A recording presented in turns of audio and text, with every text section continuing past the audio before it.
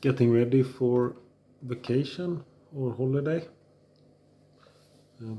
I think prepping for holiday, I typically have three things that I prep with.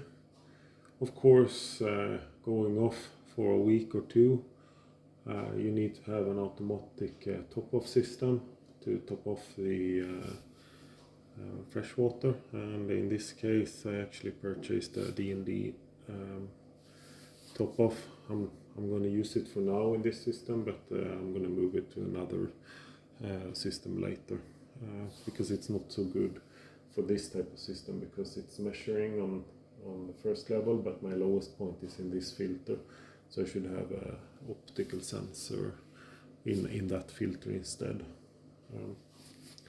That would be a lot better in this installation. But this was the one I could get hold of rapidly now in front of the vacation, so, and I can use it in another system.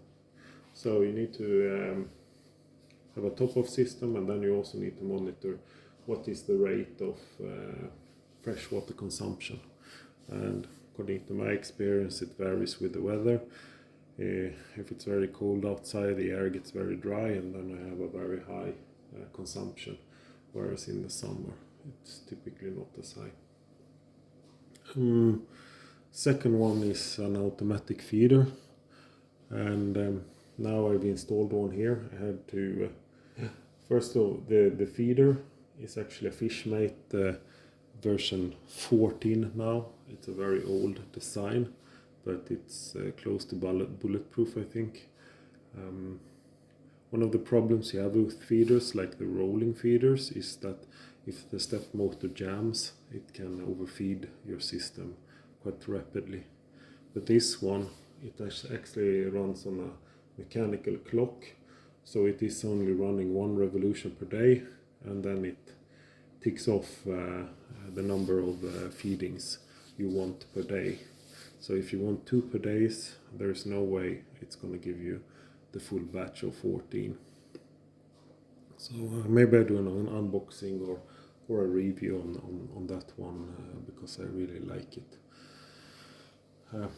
Of course I'm using the pellets, so in order for it to work right, because when the pellets drop, they can stop on the surface, and I'm using surface filtration, so I have to have some type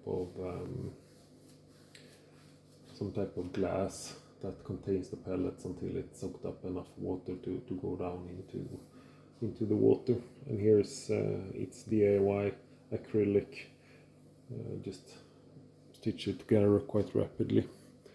One of the things you have to think about is the evaporation of salt water. You can get condensation, and you don't want condensation in the feeder sometimes, and usually I always end up with taking off the lid in the feeder to avoid having condensation in the feeder. So to minimize that one, I actually have some ventilation holes. I might actually put the ventilation holes in the lid as well, just to keep the flush design of the lid.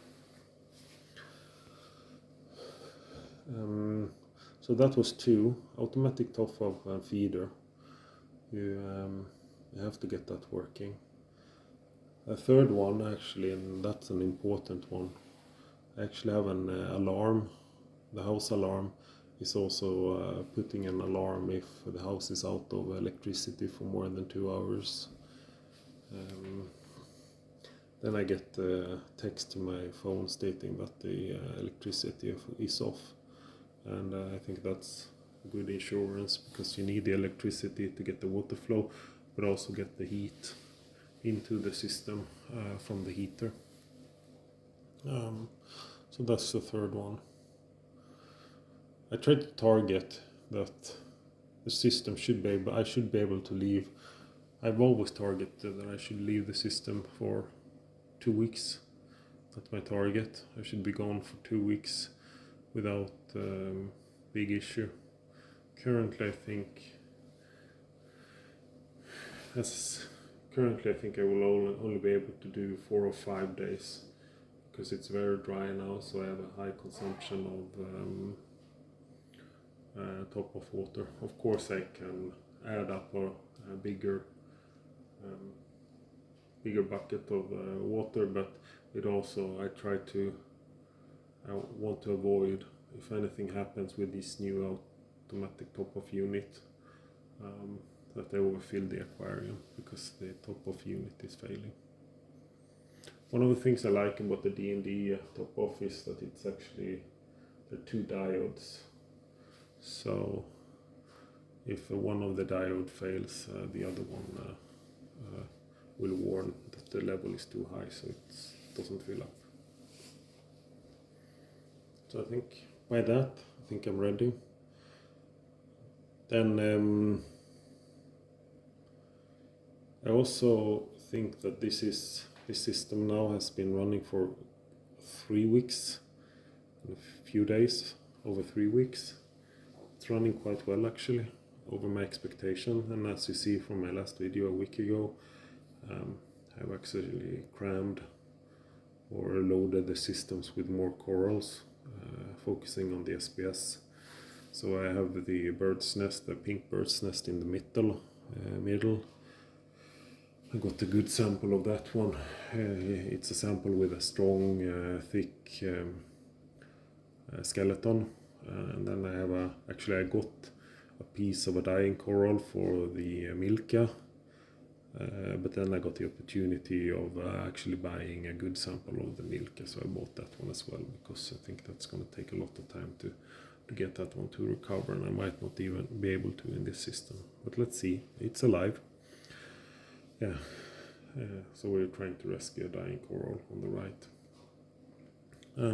And on the left, I actually bought this one as a bird's nest Caliendron, but I'm not sure if it's a Caliendron or Gutatatus. The way it grows is actually, it looks like a Caliendron, but on the tip, I think tip is more like the Gutatatus. They're a little bit softer, and also the coloration. It's not the coloration on the Caliendron that I was going for, but it's a nice coral, it's a nice sample, so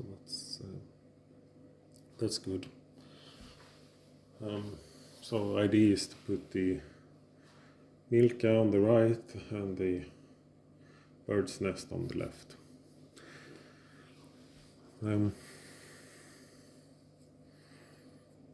Then as soon as you do something, I didn't mention that one.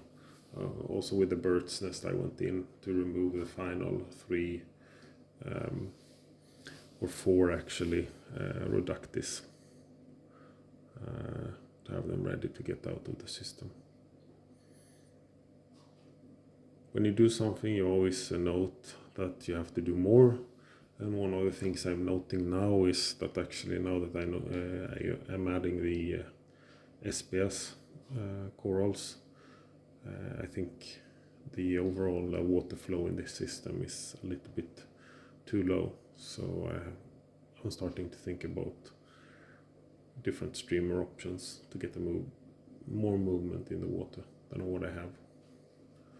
And actually the next remark is also noted that on these 2 that I bought, I also got the Aptasia. I got Aptasia on the rocks, so I need to think about how to deal with the Aptasia as well. But actually noting that one I already saw, so now, and when I saw that one I had a closer look. I see that already on the Euphilia there was Aptasia. So that's something to deal with. But let's see where we are in a week from now. You have a good evening. Bye bye.